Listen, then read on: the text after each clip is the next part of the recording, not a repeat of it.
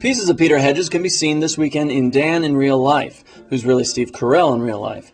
Plan on being surprised is the tagline for this picture, but for all of those who, well, go see it this weekend and who indeed plan on being surprised, do indeed come away still actually surprised. Which surprises even me, considering all the warnings you got. Also out this week, Saw 4, which I foresaw 4 years ago, and for those of you who look as forward as I do, Saw 44, to be released in 2047 if they keep this up, which of course they will. However, by now the films are animated and kid-oriented.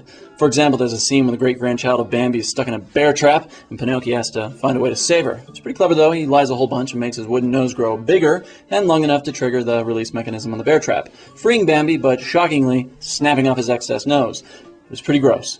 This weekend, Alison Eastwood's Rails and Tales refers to her freshman debut into filmmaking, which people say should propel her out from under her father's shadow. However, 3 weeks from now, Rails and Tales refers to Alison's methods for getting critics to stop mentioning her father in the same contradictory sentence that they claim they shouldn't be mentioning for long.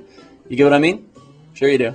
Imported from Spain this week, Dark Blue Almost Black is coincidentally just the color my balls turned at the moment I first saw this film. Whether or not it was caused by this movie, I won't say, but if you see this movie and your balls do turn dark blue almost black, then don't say I didn't warn you.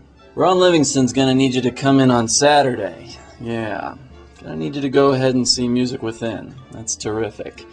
I also predict that someday soon someone will approach you and say Bella is the independent surprise hit of the year, and if my augur ain't broken, I can foresee you getting a surprise hit in the face by that same person and then them making off with your wallet. Now you gotta watch out for assholes like that. And finally, How to Cook Your Life shows you how Buddha got so fat in the first place and attempts to make you as wise and as large as he. That's all this week. I'm Charlie Baker, Cinema Psychic. Give me a psychic shout-out, if you will, or a letter, or a comment. Tell me in my audience what you're watching these days. If it's good, whether or not this old psychic's full of shit. I'll foresee you next Friday. I'm sensing the show is over. Large, I looked at my junk. That kind of worked. Without the singing at the beginning, maybe? Yeah. I don't even need this.